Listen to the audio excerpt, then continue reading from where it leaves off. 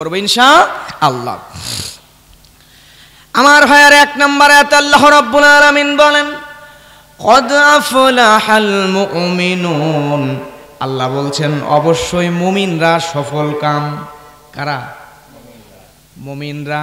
আজকে দুনিয়াতে আমরা মনে করি যার টাকা পয়সা আছে, সম্পদ আছে, বাড়ি গাড়ি আছে, অনেক সম্পদের মালিক যে সেই মনে হয় সফল।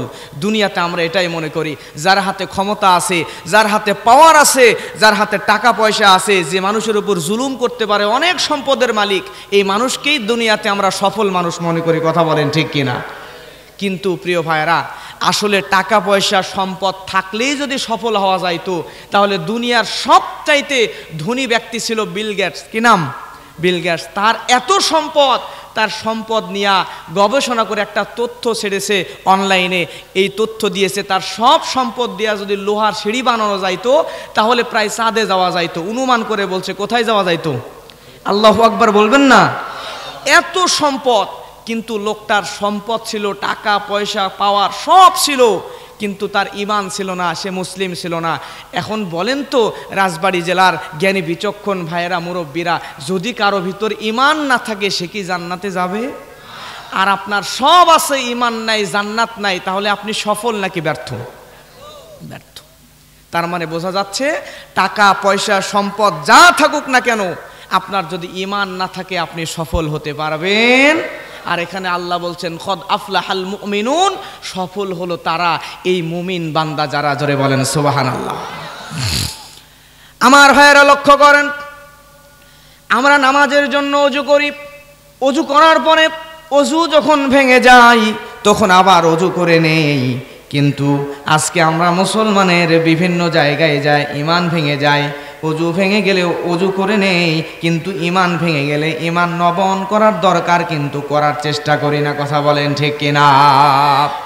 দুনিয়াতে সফল মানুষ ছিলেন হযরতে বেলাল। আল্লাহর হাবিব মুহাম্মদ সাল্লাল্লাহু আলাইহি ওয়াসাল্লাম তিনি যখন মেরাজে গেলেন, মেরাজে যাওয়ার পরে নবীজি যখন জান্নাত প্রদক্ষিণ করতেছিলেন, জান্নাতের ভিতরে আল্লাহর হাবিব কার জানি পাওয়ার আওয়াজ শুনতে পেলেন। আল্লাহর নবী জিবরাইল আমিনকে ডাক দিয়ে বললেন, জিবরাইল, জান্নাতের ভিতরে কার পায়ের আওয়াজ শোনা যায়? সঙ্গে সঙ্গে জিবরাইল আমিন বলেন, ইয়া রাসূলুল্লাহ, এই জান্নাতের ভিতরে আপনার সাহাবী হযরত বেলালের পায়ের আওয়াজ শোনা যায়। সুবহানাল্লাহ। আপনারা জ্ঞানী বিচক্ষণ মানুষ বলবেন, আল্লাহর রসুল যখন মেরাজে ছিলেন তখন হযরতে বেলাল দুনিয়াতে জীবিত ছিলেন নাকি মরে গেছিলেন? জীবিত ছিলেন। আল্লাহর রসুল অবাক হয়ে গেলেন, জিবরাইলকে জিজ্ঞাসা করে, জিবরাইল, বেলাল তো দুনিয়ার মধ্যে জীবিত, তাহলে বেলাল দুনিয়ার মধ্যে জীবিত থাকতে বেলালের পায়ের আওয়াজ জান্নাতের মধ্যে কেমনে শোনা যায়? আল্লাহ রাসূলের সামনে জিবরাইল আমিন বললেন, ইয়া রাসূলুল্লাহ, বেলালের এমন কিছু আমল আছে যে আমলের কারণে আল্লাহ রাব্বুল আলামিন এত বেশি খুশি হয়ে গিয়েছেন, হযরতে বেলালের সুরত দিয়া আল্লাহ রাব্বুল আলামিন একজন ফেরেশতাকে বেলালের জীবদ্দশায় জান্নাতের ভিতরে প্রদক্ষিণ করাচ্ছেন। সুবহানাল্লাহ। আল্লাহ রাসূল দুনিয়াতে আইসা কারো বেলালকে ডাক দিলেন, দেওয়ার পরে বেলালের কপালের মধ্যে একটা চুমু এঁকে দিলেন। দেওয়ার পরে বলে, বেলাল, দুনিয়াতে তোমার কোন স্পেশাল আমল আছে নাকি, তুমি একটু বলো। সঙ্গে সঙ্গে হযরতে বেলাল বললেন, ইয়া রাসূলুল্লাহ, ইয়া হাবিবাল্লাহ, আমার তো তেমন কোনো আমল নাই, আমার তো তেমন কোনো আমল নাই, কিন্তু আমল বলবেন কিনা জানি না, ছোট্ট একটা কাজ আমি করি, সেটা হলো যখনই ওযু ভেঙে যায় ওযু করে নেই, আর ওযু করার সঙ্গে সঙ্গে 2 রাকাত তাহিয়াতুল ওযুর নামাজ আদায় করে নেই। আল্লাহ রাসূল কালো বেলালের কপালের মধ্যে চুমু এঁকে দিয়ে বললেন, বেলাল, তুমি এই আমল কখনোই ছেড়ে দিবা না, কারণ হলো তোমার এই আমলের কারণে আল্লাহ এত খুশি হয়ে গিয়েছে, তোমার সুরত দিয়া একজন ফেরেশতাকে তোমার জীবদ্দশায় জান্নাতের মধ্যে প্রদক্ষিণ করাচ্ছেন। সুবহানাল্লাহ। আমল সে জিंदगी बनती है, আমল সে जिंदगी बनती है, ए जन्नत भी ए जहन्नम भी, ए खाकी अपनी फितरत है, ना नारी ना नूरी। আমল দিয়ে মানুষের জীবন তৈরি হয়, আমল দিয়ে মানুষের জীবন তৈরি হয়। জান্নাতের নূর কিংবা জাহান্নামের আগুন দিয়ে মানুষের জীবন তৈরি হয় না। এজন্য আমলি জীবন যদি তৈরি করতে পারেন তাহলে আল্লাহ রাব্বুল আলামিন আপনাকে জান্নাতের ভিতরে ঢুকায়া দিবেন। সুবহানাল্লাহ। আমার ভাইয়ারা, আপনার যদি ঈমান মজবুত হয়, আমল যদি একটু কম করেন, তারপর আল্লাহ আপনাকে জান্নাতে দিবে কি দিবে না? কিন্তু ঈমান যদি না থাকে, আকাশচুম্বী আমল দিয়াও জান্নাতের মধ্যে যাওয়া যাবে।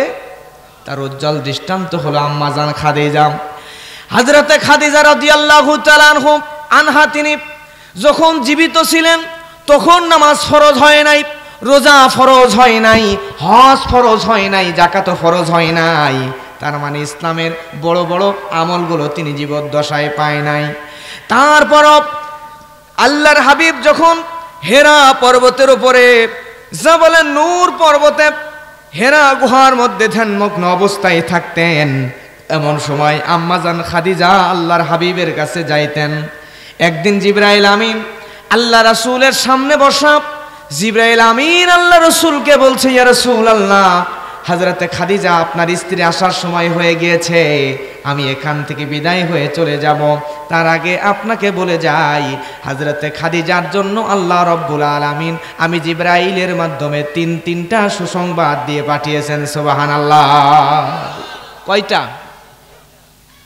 আমার ভাইরা, জিবরাইল আমিন বলে, রাসূলুল্লাহ আপনি হযরতে খাদিজাকে বলে দিবেন, আল্লাহ রাব্বুল আলামিন দুনিয়ার কোনো মানুষকে সালাম দেন নাই, কিন্তু আপনার খাদিজাকে আল্লাহ এত পছন্দ করেন, তাকে সর্বপ্রথম আল্লাহ রাব্বুল আলামিন আমি জিবরাইলের মাধ্যমে সালাম প্রদান করেছেন। সুবহানাল্লাহ। 2 নম্বরে হযরতে খাদিজাকে বলে দিবেন, শুধু আল্লাহই সালাম দেয় না, মহান আল্লাহ রাব্বুল আলামিন যেই খাদিজাকে সালাম দেয়, আমি জিবরাইল তাকে সালাম দেওয়ার লোভ কেমনে সামলাইতে পারি, আমি জিবরাইলও খাদিজাকে সালাম দিয়ে দিলাম। শুধু তাই নয়, তাকে বলে দিবেন আল্লাহ রাব্বুল আলামিন তার জীবদ্দশায় তার জন্য জান্নাতের সুসংবাদ দিয়েছেন। সুবহানাল্লাহ। আমার ভাইয়েরা, তিনি ফরজ নামাজ পেলেন না, ফরজ রোজা পেলেন না, ফরজ হজ যাকাত কিছুই তেমন পেলেন না, কিন্তু তার ঈমান ছিল মজবুত। ঈমান মজবুত থাকার কারণে আল্লাহ রাব্বুল আলামিন তার অল্প আমলেও জান্নাতের গ্যারান্টি দিয়ে দিয়েছেন। সুবহানাল্লাহ। তাহলে আমরা জানলাম সফল হলো তারা, মুমিন বান্দা যারা। আর মুমিন হতে গেলে লাগে ঈমান। ঈমান যদি মজবুত হয়, আপনার আমল, আপনি কৃষক মানুষ, আমল খুব একটা করতে পারেন নাই, কিন্তু আপনার ঈমান মজবুত। মজবুত ঈমান যদি থাকে, প্রিয় ভাইয়েরা, যুবক ভাইয়েরা, মুরব্বীরা, বিশ্বাস করেন আমার আল্লাহ সুবহানাহু ওয়া তাআলা আপনার মজবুত ঈমানের কারণে অল্প আমলেও আপনার জান্নাত দিয়ে দিতে পারে। জোরে বলেন না সুবহানাল্লাহ। আমার ভাইয়েরা লক্ষ্য করেন, বলছিলাম কয়টা গুণের কথা? 7টা গুণ। 1 নাম্বার গুণ হলো সূরা মুমিনুনের 2 নাম্বার আয়াতের মধ্যে আল্লাহ রাব্বুল আলামিন বলেন, আল্লাযীনা হুম ফি সালাতিহিম খাশিউন। আল্লাহু আকবার। আল্লাহ রাব্বুল আলামিন বলেন, জান্নাতের ভিতরে যাবে তারা, মুমিন বান্দা যারা। আর মুমিন বান্দা তারা যাদের 1 নাম্বার গুণ হলো, এই মুমিন বান্দাগুলো তাদের নামাজের মধ্যে বিনয়ী হয়। জোরে বলেন সুবহানাল্লাহ। নামাজের মধ্যে কি হয়? বিনয়ী হয়। সাহাবীরা যখন নামাজ পড়তেন, তখন সাহাবীরা নামাজে দাঁড়িয়ে গেলে পাখি এসে কাঁধের উপর বসে থাকতো, ঘন্টার পর ঘন্টা দাঁড়িয়ে থাকতেন, রুকুতে যাইতেন, সেজদাতে যাইতেন, এত সুন্দর করে বিনয়ের সাথে নামাজ পড়তেন, পাখিরা গাছ মনে করে পিঠে বসে থাকতো। সুবহানাল্লাহ বলবেন না? কিন্তু আজকে আমাদের নামাজ আপনাদের রাজবাড়ি পাংশাতে নাই, আমি নওগাঁর কথা বলছি। এমনও মানুষ আছে আল্লাহু আকবার বলে এমন করে হাত বেঁধে উপরে তাকায় ফ্যান গনে, মসজিদে কয়টা ফ্যান আছে? এদিকেও আছে। আহা, এরপরে নামাজে দাঁড়াইছে আল্লাহু আকবার বইলা, মশা পড়ছে পায়, এমন জোরে মশা মারছে, ইমাম সহ 4-5 জনের নামাজ ছুটে গেছে। এরপরে এক হুজুর তো ওয়াজে বলেই ফেললো, ওনার পাশে এক লোক দাঁড়াইছে নামাজে, মোবাইল আসছে, মোবাইল পকেট থেকে বের করছে, তাকবীর তাহরিমা বাজছে, মোবাইল বের করে বলতেছে হ্যালো নামাজে আছে। আমাদের নামাজ এরকম, আর সাহাবীদের নামাজ কেমন ছিল আমার ভাইয়েরা লক্ষ্য করেন। আল্লাহর নবীর সাহাবী হযরতে খুবাইব রাদিয়াল্লাহু তাআলা আনহু, এই খুবাইবকে বদরের ময়দানে কাফেররা পরাজিত হওয়ার পরে খুবাইবকে বন্দী করা হলো। বন্দী করার পরে খুবাইবকে নিয়ে যাওয়া হলো, তারা খুবাইব রাদিয়াল্লাহু তাআলা আনহুকে শুলে চড়াবে। তার আগে খুবাইবকে একটা ঘরের মধ্যে বন্দী করা হলো। বন্দী করার পরে খুবাইবকে বলা হলো, ও খুবাইব, তুমি যদি তোমার নবীকে গালি দিতে পারো তাহলে তোমাকে ছেড়ে দেওয়া হবে, আর যদি আল্লাহর হাবিবকে গালি না দাও তাহলে তোমাকে শুলে চড়ানো হবে। হযরতে খুবাইব বলে, আমি হলাম মুসলমান, আমার নবী হলো মুহাম্মদ সাল্লাল্লাহু আলাইহি ওয়াসাল্লাম, ওই নবীর জন্য আমি খুবাইব জীবন দিয়ে দিতে পারি, তারপর ঈমান বাতিলের সামনে নত করতে পারি না। কথা বলেন ঠিক কিনা? बातिल से दबने वाले, बातिल से दबने वाले आसमान ही हम सोबर कर चुका है तो इम्तिहा हमारा। मुसलमान ईमानदार যারা তারা বাতিলের কাছে কখনোই মাথা নত করবে না। হযরতে খুবাইব ছিল তার উজ্জ্বল দৃষ্টান্ত। খুবাইবকে ঘরের মধ্যে বন্দী করা হলো, শুলে চড়ানো হবে। খুবাইবের খাবার বন্ধ করে দেওয়া হলো, পানিও বন্ধ করে দেওয়া হলো। এই সাহাবীর খাবার পানি বন্ধ করে দিয়ে কয়েকদিন পার হয়ে গেল। যে বাড়ির মধ্যে তাকে বন্দী করে রাখা হয়েছিল, ওই বাড়িতে ছোট্ট একটা মেয়ে ছিল, নাম তার জাইমা। জাইমা নামক মেয়েটা চিন্তা করলো, আমার বাড়ির মধ্যে নবীর একজন সাহাবীকে ঘরের মধ্যে বন্দী করা আছে, কয়েকদিন ধরে খাবার বন্ধ, পানি বন্ধ। খাবার পানি বন্ধ হওয়ার কারণে এই সাহাবী বেঁচে আছে নাকি মরে গেছে এটা জানার জন্য জানালা যেই না খুলে, জানালা দিয়ে উকি দিয়া দেখে যে সাহাবীর ঘরের মধ্যে খাবার বন্ধ, পানিও বন্ধ।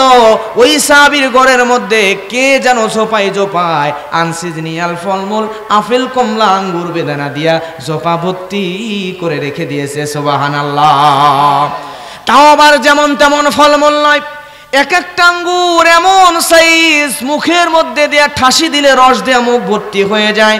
খুবাইবকে নিয়ে যাওয়া হলো, জিজ্ঞেস করা হলো, খুবাইব তোমার তো খাবার বন্ধ ছিল, পানিও বন্ধ ছিল, তাহলে তোমার খাবার বন্ধ, পানি বন্ধ থাকার পরেও রে খুবাইব তোমার ঘরের মধ্যে কে ফলমূল দিয়ে গেল? খুবাইব বলে, ও কাফেরেরা, আমি হলাম আল্লাহর বান্দা, আল্লাহর হাবিবের উম্মত, আল্লাহর বান্দা হওয়ার দরুন যে আল্লাহর পক্ষে আমি খুবাইব জীবন দেওয়ার জন্য রাজি হয়ে গিয়েছি, ওই আল্লাহ রব্বুল আলামিন আমি খুবাইবের প্রতি পছন্দ হয়ে, আমি খুবাইবের আমল পছন্দ হয়ে আল্লাহ রব্বুল আলামিন জান্নাত থেকে আমি খুবাইবের জন্য জান্নাতি ফলমূল পাঠাইছেন। সুবহানাল্লাহ। খুবাইবকে নিয়ে যাওয়া হলো, ফাঁসির কাস্টে ঝোলাবে। শুলে চড়ানোর আগে খুবাইবকে জিজ্ঞাসা করা হলো, ও খুবাইব, তুমি একটু বলো তোমার জীবনের শেষ কোনো আশা আছে নাকি বলো। খুবাইব সঙ্গে সঙ্গে বলতেছে, আমার জীবনের শেষ আশা হলো আমাকে তোমরা 2 রাকাত নামাজ আদায় করার সুযোগ দাও। সুবহানাল্লাহ। আমাকে আপনাকে মৃত্যুর আগে শেষ আশা যদি জিজ্ঞেস করা হতো, আমরা বলতাম, কেউ বলতো বিরিয়ানি এনে দাও, কেউ বলতো আমার স্ত্রী সন্তানদের সঙ্গে, আমার বাবা মার সঙ্গে দেখা করার সুযোগ করে দাও। কথা বলেন ঠিক কি না? কিন্তু আল্লাহর হাবিবের এই সাহাবী হযরত খুবাইব, সে পানি চাইলো না, খাবার চাইলো না, কারোর সঙ্গে দেখা করতে চাইলো না। বলল, কাফেরেরা, আমাকে যদি সুযোগ দিতে চাও তাহলে আমার জীবনের শেষ আশা আমাকে 2 রাকাত নামাজ আদায় করার সুযোগ দাও। জোরে বলেন না সুবহানাল্লাহ। আমার ভাইয়ারা লক্ষ্য করেন, হযরত খুবাইব রাদিয়াল্লাহু তাআলা আনহুকে 2 রাকাত নামাজ আদায় করার সুযোগ দেওয়া হলো। 2 রাকাত নামাজ আদায় শুরু করে দিল। এমন বিনয় ভাবে, এমন সুন্দর করে নামাজ পড়তেছে। প্রথম রাকাতে দীর্ঘক্ষণ লম্বা করে নামাজ আদায় করলো। এত সুন্দর করে নামাজ, জীবনের শেষ নামাজ পড়ে কাফেরেরা চাতক পাখির মতো তাকায়া থাকে। এরপরে দ্বিতীয় রাকাত যখন আসলো, খোবাইব একটু তাড়াতাড়ি দ্বিতীয় রাকাতে নামাজ শেষ করে দিল। তারপরে কাফেরেরা জিজ্ঞেস করলো, খোবাইব তুমি প্রথম রাকাতে এত সুন্দর করে নামাজ পড়ছিলা, কিন্তু দ্বিতীয় রাকাতে কেন তাড়াতাড়ি নামাজ শেষ করে দিলা? খোবাইব সঙ্গে সঙ্গে বলে, ও কাফেরেরা শুনে নাও, আমি খোবাইব জীবনের শেষ নামাজ পড়ছিলাম।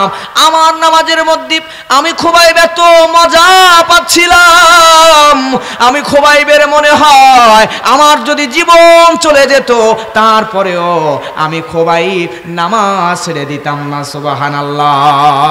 কিন্তু আমার মনের মধ্যে চিন্তা হলো, আমি খোবাইব নামাজ লম্বা করলে তোমরা কাফিরদের মনের মধ্যে প্রশ্ন আসতে পারে, খোবাইব মনে হয় মৃত্যুর সময়টাকে পিছানোর জন্য লম্বা সময় নিয়ে নামাজ পড়ে। এই চিন্তা তোমাদের মনের মধ্যেও যাতে না আসে, আমি মৃত্যুর ভয় করছি, এটা যেন তোমরা মনে না করো, এজন্য আমি খোবাইব এত তাড়াতাড়ি নামাজ শেষ করলাম। সুবহানাল্লাহ। কিন্তু লক্ষ্য করেন আমার ভাইয়েরা, এই খোবাইব নবীর সাহাবী, তার জীবনের শেষ নামাজ এত সুন্দর ছিল, এমন সুন্দর নামাজ খোবাইব পড়েছিল। এই খোবাইবের জীবনের শেষ 2 রাকাত নামাজের দৃশ্য দেখে আর একজন নবমুসলিম সাহাবী, যেই সাহাবী তখনও মুসলমান হয় নাই, সাইদ ইবনে আমির আল জুমাহি, তিনি আল্লাহর নবীর এই সাহাবী খোবাইবের জীবনের শেষ 2 রাকাত নামাজের দৃশ্য দেখে নবীজির কাছে কালেমা পড়ে মুসলমান হয়ে গিয়েছিল। সুবহানাল্লাহ। তাদের নামাজ আর আমাদের নামাজের পার্থক্য কি চিন্তা করা যায়? আমাদের নামাজের মধ্যে কি গুরুত্ব, আর তাদের জীবনের নামাজ দেখে দাওয়াত দেওয়া লাগে না, আরেকজন বিধর্মী নামাজের দৃশ্য দেখে কালেমা পড়ে মুসলমান হয়ে গিয়েছে। সুবহানাল্লাহ বলবেন না?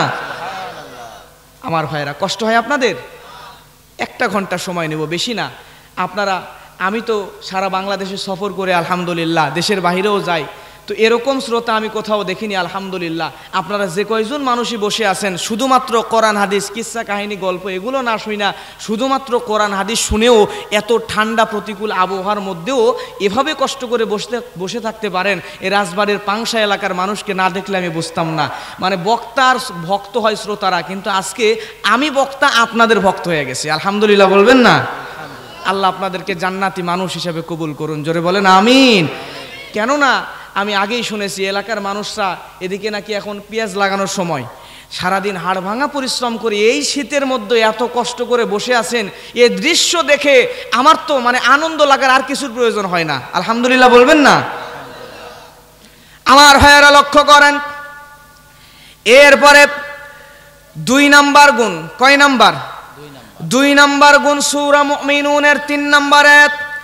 আল্লাহ রাব্বুল আলামিন বলেন, ওয়াল্লাযীনা হুম আনিল লাগবি মুরিদুন। আল্লাহু আকবার। আল্লাহ রাব্বুল আলামিন বলেন, যারা মুমিন বান্দা, এই মুমিন বান্দাগুলা যা খারাপ কাজ, অপ্রয়োজনীয় কাজ, কথাবার্তা থেকে বিরত থাকবে। তাহলে মুমিন বান্দা হতে গেলে 2 নাম্বার গুণ, অপ্রয়োজনীয় কথাবার্তা থেকে দূরে থাকার দরকার আছে না নাই? কিন্তু আমাদের সমাজে দেখবেন, আমি এক জায়গায় মাহফিলে যাচ্ছিলাম, যাওয়ার সময় এক স্টলের মধ্যে চা খাওয়ার জন্য বসলাম, ঢুকে বসছি, দেখতেছি কয়েকজন মুরব্বী বসে আছে, ওর মধ্যে একজন লোক গালিগালাজ করছে, প্রয়োজন নাই, গল্প করতেছে, গল্পের মধ্যে কথায় কথায় মুখ খারাপ করে। মানে বুঝছেন তো, এরকম লোক এলাকায় আসে না নাই? প্রয়োজন নাই তারপরও মুখ খারাপ করে। এই যে অপ্রয়োজনীয় কথা বলে যদি আপনি গালিগালাজ করেন, গালি দেওয়ার দরকার নেই, স্বাভাবিক কথা বলতেও পারেন, তারপরও গালিগালাজ করবেন, তাহলে আপনি মুমিন বান্দা না। আপনি যত প্রয়োজনীয় কথা বলবেন, অপ্রয়োজনীয় কথা কাজ থেকে সবসময় বিরত থাকবেন ইনশাআল্লাহ। আর আমাদেরকে আল্লাহ দুনিয়ায় পাঠিয়েছেন, ওমা খলাকতুল জিন্না ওয়াল ইনসা ইল্লা লিয়াবুদুন, আল্লাহর ইবাদত বান্দেগি করার জন্য। এজন্য প্রিয় মুরব্বীরা, 1 সেকেন্ড 1 মিনিট সময় নষ্ট করার মতো আমাদের নাই, কথা বলেন ঠিক কিনা? মুরব্বীদের উচিত, আমাদের উচিত যখনই সময় পাবেন চায়ের স্টলে বাজারে আড্ডা না দিয়ে একটু আল্লাহ আপনাকে কেন দুনিয়াতে পাঠিয়েছেন, দুনিয়াতে তো বাড়ি করছেন, গাড়ি করছেন, জমি জমা করছেন, সব করছেন, এগুলো আপনার ওয়ারিসদের জন্য, আপনি নিজের জন্য কি করলেন? আপনি আজকেই মারা গেলে কবরের মধ্যে আপনাকে রাখা হবে, আপনার কবরের ওপরে সারি সারি করে বাঁশগুলো বিছিয়ে দেওয়া হবে। আপনি জানেন না কবরের ওপরে ওই বাঁশগুলো পচার আগে আপনার কবরের ভিতরে আপনার লাশটা পচে যাবে। আপনার কবরের মধ্যে যে লাশটা রাখা হবে 8 ঘন্টা না যাইতেই আপনার দেহটা পচা শুরু করবে। আস্তে আস্তে আপনার ভুঁড়িটা ফুলতে থাকবে, ফুলতে ফুলতে আপনার ভুঁড়িটা বোমার মতো ঠাস করে ফেটে যাবে। ভুঁড়িটা ফেটে ভিতর থেকে পোকাগুলো বের হয়ে আসবে, শরীরটা পচতে শুরু করবে। দুনিয়ার কোনো মানুষ, আপনার স্ত্রী, সন্তান, কেউ সেদিন আপনার কোনো কাজে আসবে না। সেদিন আপনার কি হবে? আপনি কি নিজের জন্য একটু সময় বের করতে পারেন না? আপনি কি চায়ের স্টলে অপ্রয়োজনীয় গল্প না করে একটু বসে আছেন, কয়েকজন বসে আছেন, ওই জায়গায় আপনি হাদিসের, কোরআনের বাল্লিগু আন্নি ওয়ালাউ আয়া যতটুকুই জানেন ততটুকুই মানুষের কাছে পৌঁছায়া দেন। বসে আছেন অপ্রয়োজনীয় গল্প না বলে যেটাই জানেন আপনি আরেকজনকে জানায়া দেন। আপনি বসে আছেন, একটু সুবহানাল্লাহ বলেন না, সুবহানাল্লাহ, আলহামদুলিল্লাহ, আল্লাহু আকবার, আস্তাগফিরুল্লাহ। যখনই অপ্রয়োজনীয় কথা হবে সেখানেই বেশি বেশি পড়বেন আস্তাগফিরুল্লাহ, পড়েন না আস্তাগফিরুল্লাহ, আস্তাগফিরুল্লাহ, আস্তাগফিরুল্লাহ। প্রিয় ভাইরা, আর সময় পাইলেই অপ্রয়োজনীয় কাজ বাদ দিয়া বাসায় যা একটা কোরআন বের করে আপনি পড়তে পারলে আলহামদুলিল্লাহ পড়েন। পড়তে যদি নাও পারেন ওই তাকের উপর বছরের পর বছর কোরআনটাকে রেখে দিয়েন না, ওই কোরআন মাজিদটাকে নিয়ে একটু খুলে দেখেন। আপনি যদি মায়ার সাথে কোরআন মাজিদের অক্ষরগুলোতে আঙ্গুল দিয়ে অজু বানায়া আঙ্গুল দিয়ে একটু দেখেন, একটু ভালোবাসেন, এইটার কারণেও তো আল্লাহ আপনাকে নাজাত দিয়ে জান্নাতে দিয়ে দিতে পারেন। কথা বলেন ঠিক কিনা? আর যারা জানেন না তেলাওয়াত, তারা অবশ্যই একটু কোরআন তেলাওয়াত শিখেন। আপনাদের এলাকায় মসজিদ আছে, ইমাম আছে, আলেম আছে, তাদের কাছে যান, একটু কোরআন শিখেন। প্রিয় ভাইয়েরা, দুনিয়াটা কিচ্ছু না, বাড়ি গাড়ি, সম্পদ, টাকা পয়সা, সন্তান কিচ্ছু আপনার কাজে আসবে না। সেদিন আপনার কাজে আসবে আপনি কয় ওয়াক্ত নামাজ পড়েছেন, আপনার ঈমান মজবুত কিনা, আপনি দান সদকা কতটুকু করেছেন, আপনি কোরআন পড়েছেন কিনা, কোরআন মেনেছেন কিনা, রাসূলের আদর্শ অনুসরণ করেছেন কিনা, এটাই আপনার কাজে আসবে। আর বাকি দুনিয়ার কিচ্ছু আপনার কোনো কাজে আসবে না। কথা বলেন ঠিক কিনা? আর আজকে আমাদের যুবক ভাইরা অ্যান্ড্রয়েড মোবাইল নিয়ে, মোবাইলের মধ্যে ওই যে গেমস আছে না, গুলিকর গুলিকর গুলিকর, মোল্লাম মোল্লাম মোল্লাম, আছে না নাই? আছে না নাই? আপনার একজন যুবক অনলাইনে দেখলাম, মুরব্বীরা ভালো বুঝবেন, যুবকরা ভালো বুঝবেন, অনলাইনে দেখলাম একজন যুবক তার পায়ের মধ্যে বেড়ি পরায়া গাছের সঙ্গে বেঁধে রাখছে, সে বাটা স্যান্ডেল হাতে নিয়ে এমনি ধরে বলতেছে গুলিকর গুলিকর গুলিকর, মোল্লাম মোল্লাম মোল্লাম।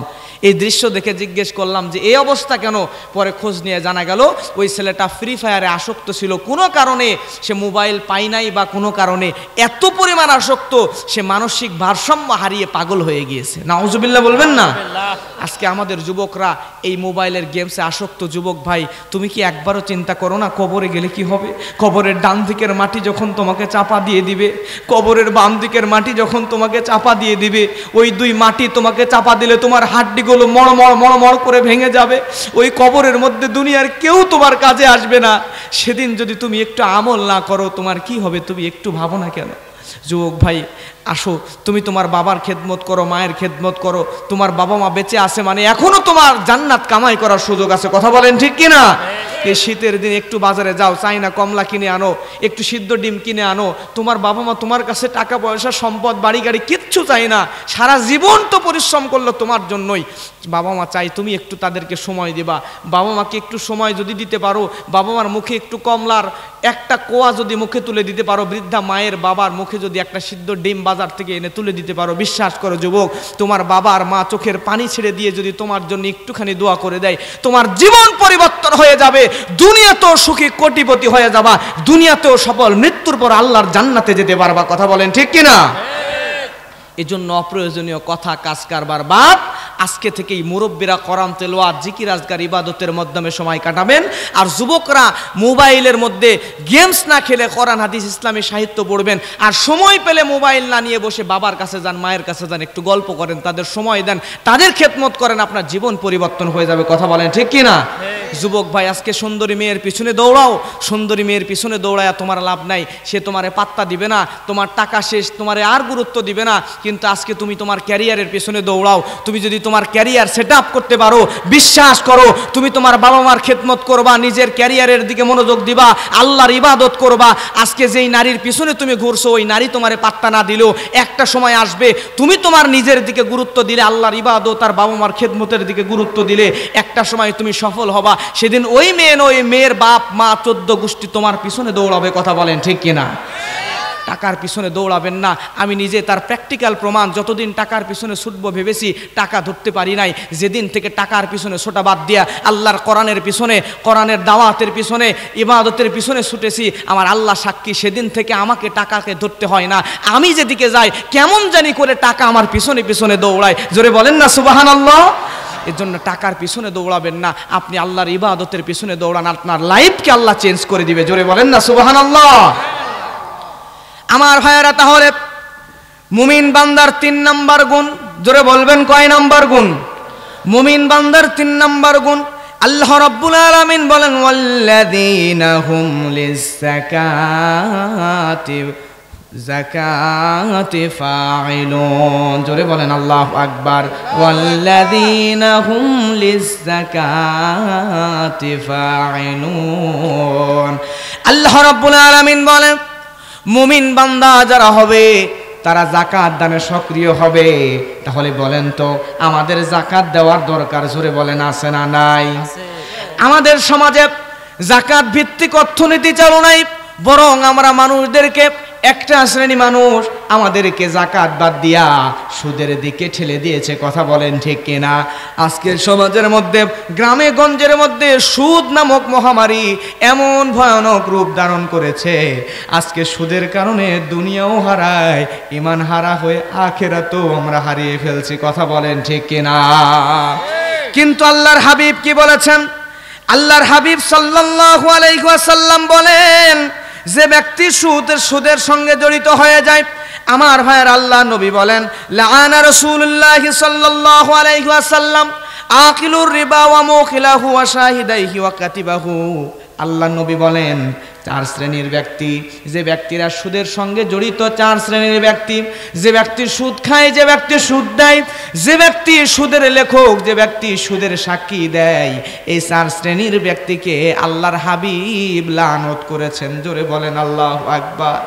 এখন জ্ঞানী বিচক্ষণ মানুষ আপনারা বলেন, আল্লাহ রাসূল সাল্লাল্লাহু আলাইহি ওয়াসাল্লাম যদি কোনো ব্যক্তিকে লানত করে, তাহলে সেই ব্যক্তি কি জান্নাতে যাবে নাকি? জান্নাতে যাবে না।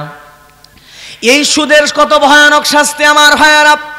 আর একটা সহিহ বুখারীর হাদিস, আল্লাহর নবী কি বলছেন দেখেন, আন সামুরাত ইবনে জুনদুব রাদিয়াল্লাহু তাআলা আনহু قال قال النبي صلى الله عليه وسلم رأيت الليلة رجلين أتياني فخرجاني إلى أرض مقدسة। আল্লাহর নবী বলছেন, আমি একদিন রাতের বেলা স্বপ্নে দেখলাম 2 জন মানুষ আমাকে পবিত্র একটা ভূমিতে নিয়ে গেল। যাওয়ার পরে ওই জায়গায় লক্ষ্য করে দেখলাম, কিছুদিন হাঁটলাম, হাঁটার পরে দেখলাম বিশাল বড় একটা রক্তের নদী। ওই রক্তের নদীর মাঝখানে একজন ব্যক্তি হাবুডুবু খায়, সাঁতরে সাঁতরে তীরে আসার চেষ্টা করে। আর তীরে লক্ষ্য করে দেখলাম আর একজন ব্যক্তি, ভয়ানক একজন ব্যক্তি, সামনে বিশাল বড় একটা পাথর। রক্তের নদীর মধ্যেকার মানুষ যতবার সামনে আসার চেষ্টা করে, তীরের ব্যক্তিটা পাথর তুলে তুলে মাথার উপরে ঠাস করে মেরে মাথা চূর্ণ বিচূর্ণ করে দেয়। আর ওই ব্যক্তিটা আবার রক্তের নদীর মাঝখানে চলে যায়। আল্লাহর হাবিব এই শাস্তি অবলোকন করে রাসূল জিবরাইলকে জিজ্ঞাসা করলেন, জিবরাইল, রক্তের নদীর মধ্যে যেই ব্যক্তিকে দেখা যায়, ওই ব্যক্তি আসলে কে? সঙ্গে সঙ্গে হযরতে জিবরাইল আমিন বলেন, ইয়া রাসূলুল্লাহ, দুনিয়াতে ওই ব্যক্তি ছিল সুদখোর, যার কারণে এই ব্যক্তির এই শাস্তি দেওয়া হচ্ছে। জোরে বলেন আল্লাহু আকবার। আমার ভাইয়ের জন্য এই সুদ থেকে দূরে আসার দরকার। জোরে বলেন আছে না নাই? আল্লাহ রাব্বুল আলামিন বলেন, ইয়া আইয়ুহাল্লাযীনা আমানু তাকুল্লাহা ওয়া যারু মা বাকিয়া মিনার রিবা ইন কুনতুম মুমিনিন। আল্লাহ রাব্বুল আলামিন বলেন, হে ঈমানদারেরা, ওহে তোমরা যারা ঈমানের দাবি করো, তারা এই সুদের যত বকিয়া আছে, বাকি আছে, সবগুলো পরিত্যাগ করে দাও। তার মানে আপনার কাছে যদি, কারো কাছে যদি আপনি সুদের টাকা পান, মূল টাকা নিয়ে বাকিগুলো মাফ করে দিতে হবে। ঘোষণাটা জোরে বলেন কার? আল্লাহ ঘোষণা করে দিলেন। তারপরেও যদি সুদ আপনি না ছেড়ে দেন, কত ভয়ানক কথা আল্লাহ পরের আয়াতে বললেন।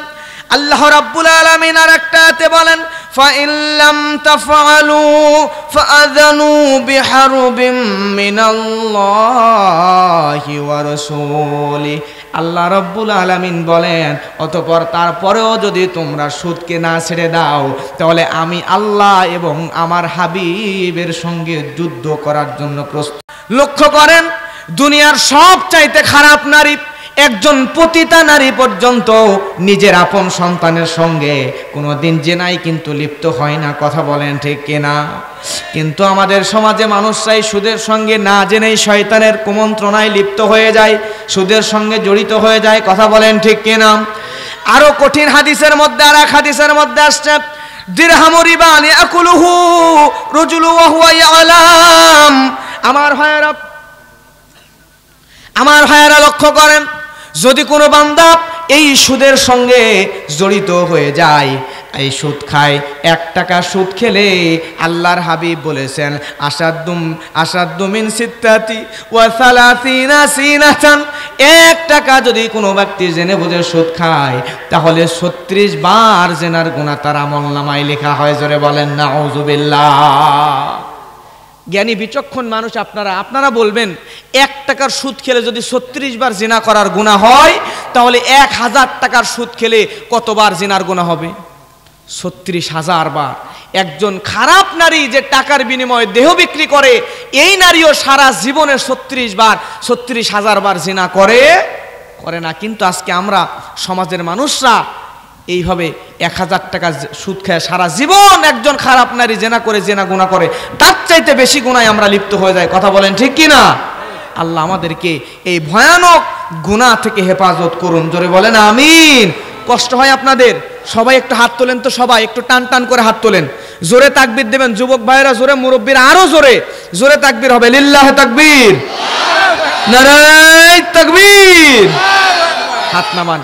মাঝে মধ্যে একটু তাকবীর দেওয়াবো, কারণ হচ্ছে আমরা যখন বিশ্ববিদ্যালয়ে ক্লাস করি, তখন বিশ্ববিদ্যালয়ের টিচাররা ওনারা দেখি 45 মিনিট পর পর একটা করে ক্লাস চেঞ্জ হওয়ার কারণ হচ্ছে, আমার ভাইয়েরা, মডার্ন সায়েন্স বলছে যে একজন মানুষের একটা বিষয়ের প্রতি সর্বোচ্চ 45 মিনিট পর্যন্ত মনোযোগ থাকে। কয় মিনিট?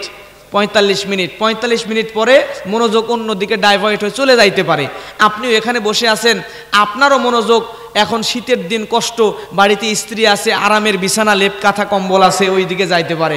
এর জন্য দৃষ্টি আকর্ষণের জন্য মাঝে মধ্যে একটু তাকবীর দেওয়াবো, আর খুব বেশি সময় কথা বলবো না, অল্প সময়। কয় মিনিট থাকবেন আপনারা?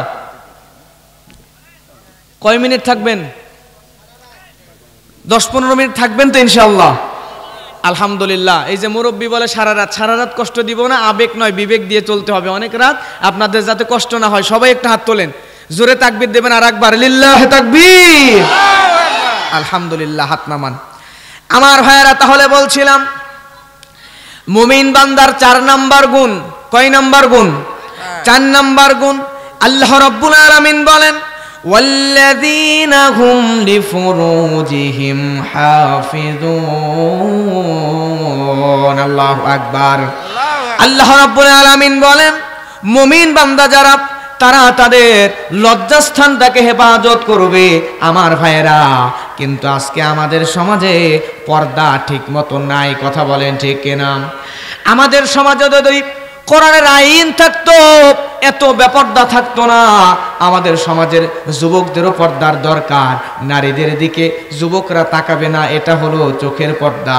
আর নারীরা সুন্দর করে সেজে গুজে বেহায়া ওই জাহিলিয়াতের যুগের নারীদের মতো বের হবে না, এটাও নারীর পর্দা। কথা বলেন ঠিক কিনা? কিন্তু আমাদের সমাজের মধ্যে নারীর ঠিক মতো পর্দা নাই। যুবকরা আমাদের সমাজে এই মোবাইল নিয়ে এমন নষ্ট ভ্রষ্ট হয়ে যাচ্ছে, আমরা পথভ্রষ্ট হয়ে যাই। আজকে মোবাইল আমাদেরকে জাহান্নামের দিকে নিয়ে চলে যাচ্ছে। কথা বলেন ঠিক কিনা?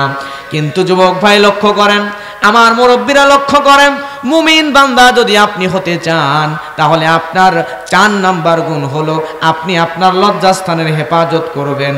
আপনি যদি আপনার লজ্জাস্থানের হেফাজত করতে পারেন, জেনা থেকে নিজেকে বাঁচাতে পারেন, তাহলে বিশ্বাস করেন আপনি মুমিন বান্দা, আর আল্লাহ রব্বুল আলামিন আপনাকে জান্নাতের ভিতরে ঢুকায়া দিবেন। সুবহানাল্লাহ। এবার আসেন 5 নাম্বার গুণ, জোরে বলবেন কয় নাম্বার গুণ? ইল্লা আলা আজওয়াজিহিম আও মা মালাকাত আইমানুহুম ফাইন্নাহুম গায়রু মালুমিন ফামান ইবতাগা ওয়ারা যালিকা ফাউলাইকা হুমুল আদুন। আল্লাহু আকবার। আল্লাহ রাব্বুল আলামিন এখানে বলেন সূরা মুমিনুনের 6 নাম্বার এবং 7 নাম্বার 2টা আয়াত দিয়া 5 নাম্বার গুণের কথা বলেন। যদি তোমরা মুমিন বান্দা হতে চাও, তাহলে ইল্লা আলা আজওয়াজিহিম আও মা মালাকাত আইমানুহুম ফাইন্নাহুম গায়রু মালুমিন। আল্লাহ বলছেন ফামান ইবতাগা ওয়ারা যালিকা ফাউলাইকা হুমুল আদুন। গুণ হলো একটা, আয়াত হলো 2টা। 5 নাম্বার গুণ কয় নাম্বার? 5 নাম্বার গুণ হলো আল্লাহ বলেন তোমাদের অধিকারভুক্ত দাসী, এখন দাসী আছে না নাই? দাস প্রথা নাই। অধিকারভুক্ত দাসী এবং স্ত্রী ছাড়া অন্যদিকে নজর দেওয়া যাবে না। কিন্তু আমাদের সমাজে অন্যদিকে নজর দেয় কি দেয় না? জোরে বলেন না, দেয় কি দেয় না? এই যে মোবাইল, স্মার্টফোন আমাদের সমাজের মধ্যে আছে, আমার ভাইয়েরা, এই স্মার্টফোন আমাদের সমাজের মধ্যে আছে। এই মোবাইলের মাধ্যমে একই বিছানায়, একই খাটের মধ্যে একদিকে স্ত্রী আর একদিকে স্বামী, একদিকে বিবি আর একদিকে স্বামী, দুইজনের কাছে 2 মোবাইল। বউ মোবাইলের মধ্যে স্বামী পাশে থাকতে আর একজন পুরুষের সঙ্গে পরকীয়া করে, আর স্বামী পাশে বউ কাছে থাকতে আর একজন নারীর সঙ্গে পরকীয়ায় লিপ্ত। কথা বলেন ঠিক কিনা? আমার ভাইয়ের এই পরকীয়া দিয়া সমাজ সয়লাভ হয়ে গেল। কিন্তু আল্লাহ বলেন ও বান্দা, তুমি যদি মুমিন বান্দা হতে চাও, তাহলে বৈধ স্ত্রী ছাড়া অন্য কোনো দিকে নজর দেওয়া যাবে না। তাহলে নিজের স্ত্রীকে নিয়ে সন্তুষ্ট থাকতে হবে। আর আল্লাহ রাব্বুল আলামিন নারী সৃষ্টি করেছেন, কারণ আল্লাহ বলেন وَمِنْ آيَاتِهِ أَنْ خَلَقَ لَكُم مِّنْ أَنفُسِكُمْ أَزْوَاجًا لِتَسْكُنُوا إِلَيْهَا وَجَعَلَ بَيْنَكُم مَّوَدَّةً وَرَحْمَةً। আল্লাহু আকবার। আল্লাহ রাব্বুল আলামিন সূরা রুমের মধ্যে বলেন, আল্লাহ রাব্বুল আলামিন নারী জাতিকে সৃষ্টি করেছেন পুরুষদের মনোরঞ্জনের জন্য, পুরুষদের মনের প্রশান্তির জন্য। জোরে বলেন সুবহানাল্লাহ। আল্লাহ নারীকে বানালেন পুরুষের প্রশান্তির জন্য, কিন্তু আজকে আমাদের সমাজের কিছু নারী প্রশান্তির জায়গায় অশান্তির কারণ হয়ে দাঁড়াইছে। কথা কন ঠিক কিনা? আর একজন পুরুষ পরকীয়ায় আসক্ত হয় তখন, যখন নিজের ঘরে নিজের বিবির কাছে, নিজের স্ত্রীর কাছে শান্তি পায় না। কথা বলেন ঠিক কিনা? এজন্য আমাদের সমাজের নারীদেরকেও তার স্বামীকে সর্বোচ্চ সম্মান দিতে হবে, সর্বোচ্চ সময় দিতে হবে, সর্বোচ্চ প্রায়োরিটি দিতে হবে। মায়েরা, আপনারা শুনলে আপনাদের জন্য আজকে বলে যাই, আপনি যদি আপনার স্বামীকে খুশি করতে না পারেন, আপনার স্বামী যদি আপনি মৃত্যুর পরে আপনার বিরুদ্ধে আল্লাহর কাছে সাক্ষী দেয়, তাহলে আপনি কোনোদিন জান্নাতে যেতে পারবেন না। এজন্য স্বামীকে সর্বোচ্চ গুরুত্ব দিয়ে স্বামীর আনুগত্য করে। আর আমি মনে করি একজন নারী তার স্বামীকে সর্বোচ্চ গুরুত্ব দিলে, প্রায়োরিটি দিলে, আর একজন পুরুষ শুধু চোখের হেফাজত করলে, ওই সংসারে কোনোদিন তৃতীয় জন ঢুকতে পারবে, ওই সংসারে কখনোই পরকীয়ার মতো মহামারী রোগ ঢুকতে পারবে না। আমার ভাইয়েরা লক্ষ্য করেন, 6 নাম্বার গুণ মুমিন বান্দার কয় নাম্বার গুণ? 6 নাম্বার গুণ আল্লাহ রাব্বুল আলামিন কোরআন মাজিদের মধ্যে বলেন ওয়াল্লাযীনা হুম লিআমানাতিহিম ওয়া আহাদিহিম রাউন। জোরে বলেন আল্লাহু আকবার। 6 নাম্বার মুমিন বান্দার গুণ, মুমিন বান্দারা আমানত এবং ওয়াদা রক্ষা করবে। আমার ভাইয়েরা, তাহলে আমানত ওয়াদা রক্ষা করার দরকার আছে না নাই? সত্য কথা বলার দরকার আছে না নাই? আমাদের সমাজে এমন কিছু মানুষ আছে, দেখবেন আছে ঢাকায়, আপনি ফোন দিছেন কই আছেন, ও আছে ঢাকায়, তখন বলবে মাত্র রাজবাড়ি পার হইলাম, আসতেছি। এরকম লোক আছে না, আছে না নাই? এই কাজ যে করবে সে মুমিন বান্দা হতে পারবে? এজন্য আমার ভাইয়েরা, মুমিন বান্দা হতে হলে আমাদেরকে ওয়াদা রক্ষা করতে হবে, সর্বদা সত্য কথা বলা লাগবে। আমানত এবং ওয়াদা রক্ষা করবে যারা, সমাজের মুমিন বান্দা হলো তারা। জোরে বলেন সুবহানাল্লাহ। কষ্ট হয় আপনাদের? আরেকবার হাত তোলেন, সবাই জোরে তাকবীর দেবেন, লিল্লাহে তাকবীর। এভাবে না, ওয়ারাব্বাকা ফাকাব্বির, তাকবীর হবে রবের নামে। তাকবীর দেবেন রাজবাড়ির মাটি থেকে, এখান থেকে আপনার তাকবীরের ধ্বনি চলে যাবে ঢাকা, সেখান থেকে চেচনিয়া, বসনিয়া, আর্গেবাদাইন, মায়ানমার, ফিলিস্তিন, তুরস্ক, আফ্রিকা, আমেরিকা, ইউরোপ, রাশিয়া থেকে ভ্যাটিকান সিটি, তামাম দুনিয়া প্রকম্পিত করে আপনার তাকবীরের ধ্বনি যেন আল্লাহর আরশে আজিম পর্যন্ত চলে যায়। লিল্লাহে তাকবীর, নারায়ে তাকবীর। আমার ভাইয়েরা হাত নামান। বলছিলাম কয়টা গুণ? 7টা গুণ। তাহলে 6 নাম্বার গুণ হলো আমানত ওয়াদা রক্ষা করা, আর 7 নাম্বার গুণ হলো সর্বশেষ নাম্বার গুণ। 7 নাম্বার গুণ হলো আল্লাহ রাব্বুল আলামিন কোরআন মাজিদের মধ্যে বলেন, ওয়াল্লাযীনা হুম আলা সালাওয়াতিহিম ইউহাফিযুন। জোরে বলেন আল্লাহু আকবার। আল্লাহ এখানে বলছেন ওয়াল্লাযীনা হুম আলা সালাওয়াতিহিম ইউহাফিযুন। আল্লাহ রাব্বুল আলামিন সুন্দর করে জানিয়ে দিচ্ছেন 7 নম্বরে যারা নিজেদের নামাজে যত্নবান, এই বান্দাগুলোকে আল্লাহ রাব্বুল আলামিন জান্নাতের মধ্যে দিবেন। এরাই হলো মুমিন বান্দা। জোরে বলেন সুবহানাল্লাহ। আজকে আমরা গানের ব্যাপারে যত না আগ্রহী, গান শুনতে যত না ভালোবাসি, নিজের নামাজকে অত যত্ন করতে পারি না। গানকে যত্ন করে শুনি, মন দিয়ে মায়া দিয়ে হেডফোন কানের মধ্যে লাগায়া হিন্দি বাংলা গান শুনি, কিন্তু নামাজকে মনোযোগ দিয়ে আদায় করতে পারি না। কথা বলেন ঠিক কিনা? অথচ আল্লাহ রাব্বুল আলামিন সূরা হাদীদের সূরা লুকমানের মধ্যে গানকে হারাম করে দিয়েছেন। আল্লাহ রাব্বুল আলামিন বলেন, ওয়া মিনান নাসি মান ইয়াশতারি লাহুয়াল হাদীসি লিয়ুদিল্লা আন সাবিলিল্লাহি বিগাইরি ইলম ওয়া ইয়াত্তাখিযাহা হুজুয়া উলাইকা লাহুম আযাবুম মুহিন। আল্লাহু আকবার। আমার ভাইয়েরা, আল্লাহ রাব্বুল আলামিন গানকে হারাম করে দিয়েছেন, কিন্তু আমাদের সমাজের মধ্যে এই গান বাজে কি বাজে না? অর্ধ জাহানের খলিফা হযরত ওমর রাদিয়াল্লাহু তাআলা আনহু গভীর রাত্রে রাঙ্গা তরবারি নিয়ে বের হয়েছেন আমার রাষ্ট্রের মধ্যে কোনো অবৈধ কাজ হয় কিনা দেখার জন্য। এমন সময় রাতের বেলা অনেক দূর যাওয়ার পরে হযরত ওমর রাদিয়াল্লাহু তাআলা আনহু তিনি দেখতে পেলেন একজন রাতের বেলা একটা ঘরের মধ্যে থেকে একজন তরুণী যুবতী নারীর গানের আওয়াজ শোনা যায়। হযরত ওমর চিন্তা করলেন, আমার মুসলিম রাষ্ট্রের মধ্যে আল্লাহ কোরআনকে কোরআনের আয়াত দিয়ে হারাম করে দিয়েছেন, তারপরেও কে আমার রাষ্ট্রের মধ্যে গান বলতেছে, এটা খুঁজতে খুঁজতে হযরত ওমর ওই বাড়ির দরজার সামনে গেলেন। যাওয়ার পরে বাড়ির কড়া নাড়ালেন, কে হে যুবতী, তুমি আমার রাষ্ট্রের মধ্যে গান বলতেছো, ইসলামী রাষ্ট্রের মধ্যে গান বলতেছো, দরজা খোলো। ওই নারী যখন দরজা খুলে না, আমার ভাইয়েরা, এমন সময় দরজা না খুললে হযরত ওমর রাগান্বিত হয়ে গেলেন। দরজা না খোলার কারণে বাড়ির পিছন দিকে চলে গেলেন। যাওয়ার পরে বাড়ির সদর দরজা দিয়ে না ঢুকে পিছনের দরজা, কেউ বলছেন দেওয়াল ভেঙে, কেউ বলছেন দরজায় জোরে করে লাঠি দিয়ে দরজা ভেঙে ফেললো। ভেঙে ফেলার পরে হযরত ওমর বাড়ির মধ্যে ঢুকে গেল। বাড়ির মধ্যে ঢুকে যাওয়ার পরে আমার ভাইয়েরা, আমিরুল মুমিনিন ওই নারীকে বলে, ও নারী, কে তুমি?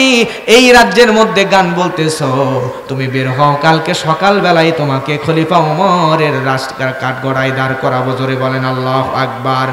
আমার ভাইয়েরা, এ কথা বলার পরে ওই নারী ঘর থেকে বের হয়ে পর্দার আড়াল থেকে হযরত ওমরকে বলে, কে হে যুবক, কে তুমি? সঙ্গে সঙ্গে ওমর বলে, আল্লাহ কোরআনের মধ্যে গানকে হারাম করেছে, আর তুমি গান বলতেছো, তোমার তো শাস্তি দেওয়া হবে। নারী বলতেছে, কোন আয়াত দিয়ে আল্লাহ গানকে হারাম করেছে? আমি হলাম কোরআনের হাফেজা, আমার বুকের মধ্যে আল্লাহ রব্বুল আলামিন 30 পারা কোরআন ঢুকিয়ে দিয়েছেন। এ কথা বলার পরে হযরত ওমর বলল, সূরা লুকমানের 6 নম্বর আয়াত দিয়ে তো আল্লাহ গানকে হারাম করে দিয়েছেন। জোরে বলেন আল্লাহু আকবার। ওই নারী বলছে, পথিক, আমি তো হাফেজা, আমি তো কোরআনের সব আয়াত জানি।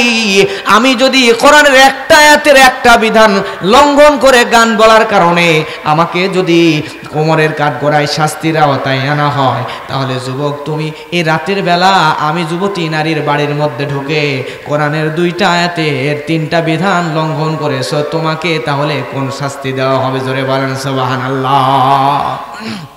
হযরত ওমর বেকায়দায় পড়ে গেছে, চিন্তায় পড়ে গেছে, কিরে আমি আসলাম তার ভুল ধরতে, সে কয়টা আয়াত লঙ্ঘন করছে?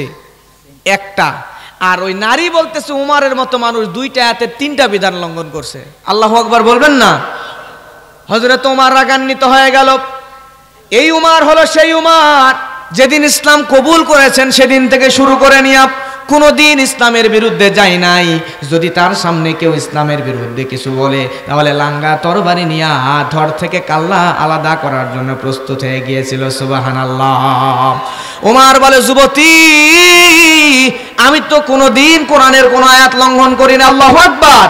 তাহলে কেমন করে আমি কোরআনের আয়াত লঙ্ঘন করলাম তুমি বলো? হযরতে ওমরের সামনে যুবতী নারী সূরা বাকারার আয়াত শোনা দেয়। যুবতী নারী বলতেছে, আল্লাহ বলেন, ওয়ালাইসাল বিররু বিআতাতুল বুয়ুতা মিন যুহুরিহা ওয়ালাকিন্নাল বিররা মানিত্তাকা ওয়াতুল বুয়ুতা মিন আবওয়াবিহা ওয়াত্তাকুল্লাহা লাআল্লাকুম তুফলিহুন। আল্লাহ রাব্বুল আলামিন আয়াতের মধ্যে সুন্দর করে জানিয়ে দিচ্ছেন, ও দুনিয়ার মানুষ, তোমরা মানুষের বাড়িতে পিছনের দরজা দিয়ে মানুষের ঘরে প্রবেশ করো না, তোমরা সদর দরজা দিয়ে ঢুকবা, কারণ পিছনের দরজা দিয়ে মানুষের বাড়িতে ঢোকার মধ্যে কোনো কল্যাণ নাই। হযরত ওমর পড়ে গেছে বেকায়দায়। এতক্ষণ বলল যুবতী, এখন বলে, মা বুঝলাম আমি আর কোন আয়াত লঙ্ঘন করেছি তুমি বলো। সঙ্গে সঙ্গে সূরা নূরের আরেকটা আয়াত সুন্দর করে শোনা দেয়। আল্লাহ বলেন, ইয়া আইয়ুহাল্লাযীনা আমানু লা তাদখুলু বুয়ুতান গায়রা বুয়ুতিকুম হাত্তা তাস্তানিসু ওয়া তুসাল্লিমু আলা আহলিহা যালিকুম খায়রুল লাকুম লাআল্লাকুম তাযাক্কারুন। জোরে বলেন না সুবহানাল্লাহ।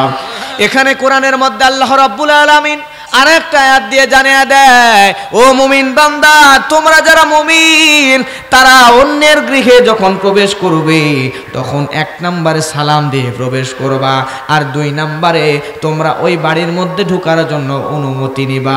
এখন বলেন তো আপনারা, হযরত ওমর যখন ওই বাড়ির মধ্যে প্রবেশ করে তখন সামনের দরজা দিয়ে ঢুকছে নাকি পিছন দিয়া? তাও আবার দরজা ভাঙ্গা। 2 নম্বরে সালাম দিয়ে ঢুকছে নাকি? দরজা ভেঙে যে ঢুকে সে কি সালাম দেয়? 3 নম্বরে অনুমতি নিছে নাকি? অনুমতি নেয় নাই। হযরত ওমর বেকায়দায় পড়ে গেলেন। ওই যুবতী নারীকে বলে, মা বুঝতে পেরেছি আমার ভুল হয়ে গিয়েছে, তুমি একটু দাঁড়াও, তার আগে তুমি বলো তোমার পরিচয়টা কি, আর তুমি কেন গান বলতেছিলা?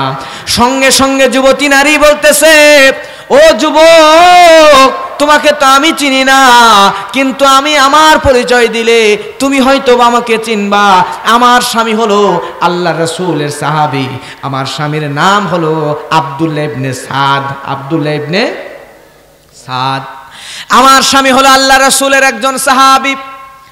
আমার স্বামীর সঙ্গে আমার নতুন বিয়ে হয়েছে। যেদিন বিয়ে হয়, বিয়ের দিনে হযরত ওমর রাদিয়াল্লাহু তাআলা আনহু তৎকালীন সময়ে রোমকদের সঙ্গে মুসলিমের বিশাল বড় একটা যুদ্ধ সংগঠিত হয়েছিল। এই যুদ্ধের নাম ছিল ইয়ারমুকের যুদ্ধ। হযরত আমিরুল মুমিনিন হযরত ওমর এই আব্দুল্লাহ ইবনে সাদকে তলব করেছিল যুদ্ধে পাঠানোর জন্য। ওই নারী বলতেছে, ওহে যুবক, আমার স্বামীর সঙ্গে আমার নতুন বিবাহ হয়েছে, আমাদের তেমন ভালো করে দেখা সাক্ষাৎ হয় নাই। আমার স্বামী যখন আমার কাছে আসবে, এমন সময় কে যেন বলল, জিহাদের ডাক নিয়ে চলে আসলো। আমার স্বামী আমার কাছে না এসে তরবারি নিয়ে জিহাদের ময়দানে চলে যাচ্ছিল। আমার স্বামীকে আমি ডাক দিলাম, ও আমার স্বামী, আমার সঙ্গে দেখা সাক্ষাৎ না করে কেন আপনি জিহাদের ময়দানে চলে যান? স্বামী বলতেছে, ও আমার প্রাণের বিবিরে, তোমার সঙ্গে আমি জিহাদের ময়দানে যাচ্ছি। আল্লাহ বলেন, ইয়া আইয়ুহাল্লাযীনা আমানু আতিউল্লাহা ওয়া আতিউর রাসূল ওয়া উলিল আমরি মিনকুম। আল্লাহ তো বলেছেন, হে ইমানদারেরা, তোমরা আমি আল্লাহর আনুগত্য করো, আমার রাসূলের আনুগত্য করো, এবং আমার রাসূলের পরে যারা উলিল আমর, যারা আমির, যারা নেতার আনুগত্য করো। এই তিনজনের আনুগত্য করার জন্য তো আল্লাহ বলেছেন। বর্তমান সময়ে উলিল আমর হলেন হযরত ওমর। সুবহানাল্লাহ বলবেন না? হযরত ওমরের পক্ষ থেকে ডাক এসেছে, এজন্য আমি আর এক মুহূর্ত দেরি করতে পারি না। প্রাণের বিবি, এই মুহূর্তে আমি জিহাদের ময়দানে চলে গেলাম। জিহাদের ময়দানে গিয়া আমি যদি শহীদ হয়ে যাই, তাহলে তোমার সঙ্গে জান্নাতের ভিতরে আমার দেখা হবে। আর যদি আমি গাজী হয়ে যাই, তাহলে জীবিত অবস্থায় 3 মাস পরে ফিরে আসব। তারপরে তোমার সঙ্গে আমার বাসর হবে, মোলাকাত হবে। সুবহানাল্লাহ। ওহে যুবক, সেদিন আমার স্বামী চলে গিয়েছিল 3 মাস সময় নিয়া। 3 মাস যখন পার হয়ে গেল, 3 মাস পরে আমার স্বামী আব্দুল্লাহ ইবনে সাদ আমার কাছে চিঠি লিখে পাঠালো, ও প্রাণের স্বামী, ও প্রাণের বিবি, 3 মাস হয়ে গেল, আমার ছুটি দেওয়ার কথা ছিল, কিন্তু আমিরুল মুমিনিন হযরত ওমর আমাকে ছুটি না দিয়া আর একটা যুদ্ধের ময়দানে পাঠিয়েছেন। হইল কয় মাস? কয় মাস হলো? 3 মাস পার হয়ে গেল, আবার 3 মাসের জন্য আর এক যুদ্ধে পাঠাইছে। 6 মাস পার হয়ে যাওয়ার পরে আবার চিঠি দিছে, আরো 3 মাস পরে আসবো। এভাবে 9 মাস পার হয়ে গেল, আমার স্বামী আমার কাছে আসে না, আর কোনো চিঠিও দেয় না। আমি যুবতী নারী একা বাড়ির মধ্যে কি করব? আমার কষ্টের কথাগুলা সুরে সুরে আমার স্বামীর উদ্দেশ্যে আমি বলতেছিলাম, কাউকে নিয়ে গান বলি নাই। আর ওই গানের কথাগুলো আপনি যুবকের কানে চলে গেছে। বলেন তো, আমি যুবতী কোনো অন্যায় করেছি নাকি? সুবহানাল্লাহ বলবেন না? হযরত ওমর রাদিয়াল্লাহু তাআলা আনহু দৌড় দিয়ে বাড়িতে চলে গেলেন। বাড়িতে যাওয়ার পরে আমিরুল মুমিনিন হযরত ওমর ফারুক, তার কন্যা আল্লাহর রাসূলের স্ত্রী হযরত হাফসা রাদিয়াল্লাহু তাআলা আনহু, তার আগে বিবাহ হয়ে স্বামী মারা গিয়েছিল, পরবর্তীতে আল্লাহর হাবিবের সঙ্গে বিবাহ হয়েছিল হাফসার। এই হাফসা রাদিয়াল্লাহু তাআলা আনহা এই ওমরের মেয়েকে গিয়া হযরত ওমর জিজ্ঞাসা করে, মা, তুমি একটু আমাকে বলো তো, একজন বিবাহিত নারী স্বামী ছাড়া সর্বোচ্চ কতদিন একা থাকতে পারে? সঙ্গে সঙ্গে আমার ভাইয়েরা হযরত হাফসা রাদিয়াল্লাহু তাআলা আনহা বলে, বাবা, এ কথা কেন আপনি আমাকে জিজ্ঞাসা করছেন? সঙ্গে সঙ্গে আমিরুল মুমিনিন বলে, মারে, বিপদে পড়েছি বলে তো জিজ্ঞাসা করছি। হাফসা রাদিয়াল্লাহু তাআলা আনহা সঙ্গে সঙ্গে বলে, বাবা, আমার যত দূর মনে হয়, একজন বিবাহিত নারী সর্বোচ্চ স্বামী ছাড়া 4 মাস পর্যন্ত ধৈর্য ধরে থাকতে পারে, এরপরে থাকাটা বড়ই কষ্টকর হয়ে যায়। আল্লাহু আকবার। আমার ভাইয়েরা, হযরত ওমর রাদিয়াল্লাহু তাআলা আনহু দৌড় দিয়ে চলে গেলেন সেনাবাহিনীর ক্যাম্পে। যাওয়ার পরে ডাক দিলেন আমার সেনাবাহিনীর মধ্যে আব্দুল্লাহ ইবনে সাদকে, আব্দুল্লাহ ইবনে সাদ, আসো আসো, তুমি আমার কাছে আসো। আব্দুল্লাহ ইবনে সাদ যখন হযরত ওমরের কাছে আসলো, হযরত ওমর রাদিয়াল্লাহু তাআলা আনহু সঙ্গে সঙ্গে আব্দুল্লাহ ইবনে সাদকে বলল, এই মুহূর্তে দৌড় দিয়ে তুমি বাড়িতে চলে যাও, তোমার জন্য এখনই ছুটির ব্যবস্থা হয়ে গেছে। জোরে জোরে বলেন না সুবহানাল্লাহ। সেদিন থেকে শুরু করে নিয়ে ডিফেন্সে চাকরি, পুলিশ, বিজিবি, আর্মি, সেনাবাহিনীতে যারা আছে, র্যাবে যারা আছে, জিজ্ঞেস করবেন, প্রত্যেকের তাদের ছুটির ব্যবস্থা হয়ে গেল। ওই দিন থেকে প্রত্যেক মাসে 3 দিন এবং 3 মাসে 15 দিন তাদের ছুটির ব্যবস্থা হযরত ওমর করে দিয়েছিল। ওই আইন এখন পর্যন্ত চলছে। জোরে বলেন না সুবহানাল্লাহ। আমার ভাইয়েরা, হযরত আব্দুল্লাহ ইবনে সাদ চলে গেল তার স্ত্রীর কাছে। আর ওমরের এই বিষয় থেকে আমরা জানতে পারলাম একজন নারী স্বামী ছাড়া সর্বোচ্চ 4 মাস পর্যন্ত কষ্ট করে ধৈর্য ধারণ করে থাকতে পারে, এরপরে থাকা অনেক কষ্টকর হয়ে যায়। কথা বলেন ঠিক কিনা? কিন্তু আজকে আমাদের সমাজে আমরা বিয়ে করে বউকে রেখে অনেকে আছে বিদেশে যায়, 4 মাস তো দূরে থাক, 4 বছর 20 বছর 15 বছর 25 বছর হয়ে গেছে, কোনো খবর নাই। এরকম আছে না নাই? প্রিয় ভাইয়েরা, বিয়ে করার পরে যুবক ভাইদের উদ্দেশ্যে বলবো, আপনি একবারে ইনকাম করে নিয়ে এসে বিয়ে করেন যদি চরিত্র হেফাজত করতে পারেন। বিয়ে করে বউকে রেখে চলে যাবেন, এইটা যদি করেন, আপনার বউ যদি অনুমতি দেয় তাহলে আলাদা বিষয়। বুঝবেন ভালো করে, আপনার বউ যদি আল্লাহওয়ালা, পরকালমুখী, দিনদার, ভালো ফ্যামিলির মেয়ে হয়, আপনাকে অনুমতি দিছে, সংসারে অভাব, স্বামী আপনি যাচ্ছেন, যান, আমার নিজের সতীত্ব, চরিত্র, ঈমান আব্রু হেফাজত করে রাখবো, আমি আপনাকে কথা দিলাম।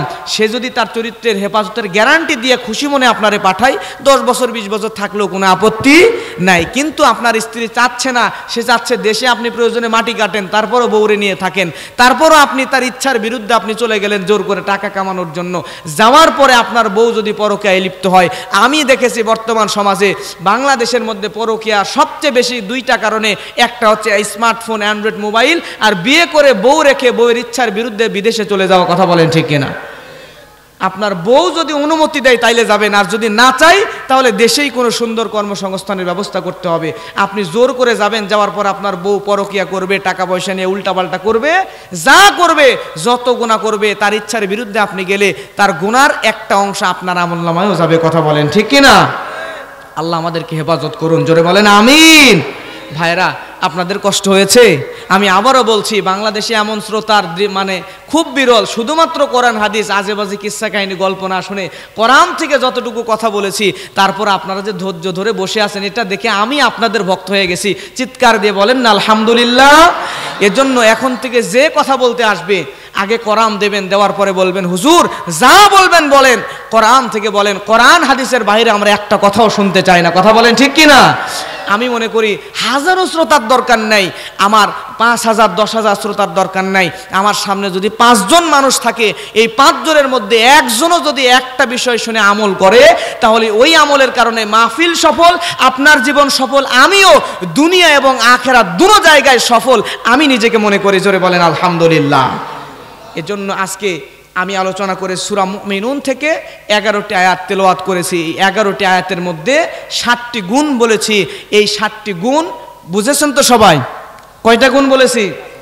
7টি গুণ। এই 7টি গুণ যদি আমার মধ্যে আপনার মধ্যে থাকে, তাহলে আল্লাহ রাব্বুল আলামিন বলেন উলাইকা হুমুল ওয়ারিসুন الذين يرثون الفردوس هم فيها خالدون। জোরে বলেন আল্লাহু আকবার। আল্লাহ রাব্বুল আলামিন বলেন, ওই 7টি গুণ যদি তোমার মধ্যে থাকে, আমার মধ্যে থাকে, আমাদের মধ্যে ওই 7টি গুণ থাকলে আল্লাহ বলেন ওই বান্দারা হবে জান্নাতুল ফেরদাউসের ওয়ারিস। এই জান্নাতের মধ্যে আপনি আমি থাকবো চিরকাল। জোরে বলেন সুবহানাল্লাহ। তাহলে জান্নাতে যেতে চান তো আপনারা? কারা কারা যেতে চান? শেষবার আরেকবার হাত তুলবেন, জোরে তাকবীর হবে, লিল্লাহি তাকবীর, আল্লাহু আকবার, আলহামদুলিল্লাহ। হাত নামান। প্রিয় ভাইরা, অনেক কষ্ট দিয়েছি। এখানে সুলাইমান না, 500 টাকা আপনার জন্য দিয়েছে, তার বাবা মার জন্য দোয়া করতে। সুলাইমান, ও আচ্ছা, আমাকে দিয়েছে। জি জি জি, আলহামদুলিল্লাহ। আল্লাহ আপনার বাবা মাকে বেহেশতের ব্যবস্থা করে দিক, জান্নাতের ব্যবস্থা করে দিক। জোরে বলেন আমিন। প্রিয় ভাইরা, আপনাদের জন্য সবার জন্য একত্রে দোয়া হবে। আজকের মাহফিল যে যুবক ভাইরা করেছেন, যুবক ভাইরা আপনারা এখানে আসেন, মাহফিল কমিটির যুবক ভাইরা এখানে আসেন। কে কে আসেন? মেয়েদের চুল কেনা বেচা কি গুনাহ হয়? আপনারা হালাল কর্মসংস্থানের ব্যবস্থা করবেন। এগুলা মেয়েদের চুল অবশ্যই গুনাহ হবে, এটা গুনাহ হওয়ারই কথা। কারণ মেয়েদের চুল কিন্তু পর্দার মধ্যে, পর্দার আওতাভুক্ত, এটা আপনারা জানেন তো। চুল কি আপনাকে দেখানো জায়েজ? অন্য পরপুরুষকে চুল দেখানো জায়েজ না। এখন আপনি যে চুল দেখানোই জায়েজ নয়, সেই চুল আপনি বিক্রি যদি করেন গুনাহ হবে। এখান থেকে বের হয়ে যে আর টুপি তৈরি করে, এরপরে বিভিন্ন কর্মসংস্থান আছে, বিভিন্ন জিনিস তৈরি করা হয়, এইগুলো তৈরি করেন। অন্য কোনো হালাল কাঁথা বানান, কাঁথা সেলাই করেন, এরকম আছে না কিছু কাজ কারবার আছে না, হালাল কোনো কর্মসংস্থানের সঙ্গে জড়িয়ে যান প্রিয় ভাইরা। আর মুরগি পালন করেন, হাঁস পালন করেন, ছাগল পালন করেন, গরু পালন করেন, যেগুলো হালাল এগুলোতে আসেন। হারামে আরাম নাই, আপনি সামান্য কিছু টাকা পাবেন কিন্তু এগুলোতে বরকত নাই। আর আপনি যদি একটু হালাল উপার্জন করেন, রিজিক কিন্তু নির্ধারিত, অল্প অল্প যদি টাকা হয় তারপরে এটা যদি হালাল হয় এতে অনেক বরকত, দুনিয়া এবং আখিরাত দুই জায়গাতেই আমরা সফল। কথা বলেন ঠিক কিনা? আল্লাহ আমাদের কষ্ট নিয়েন না, আল্লাহ আমাদের সবাইকে হালাল রুজি উপার্জন করে খাওয়ার তৌফিক দান করুন। সকলে বলে না।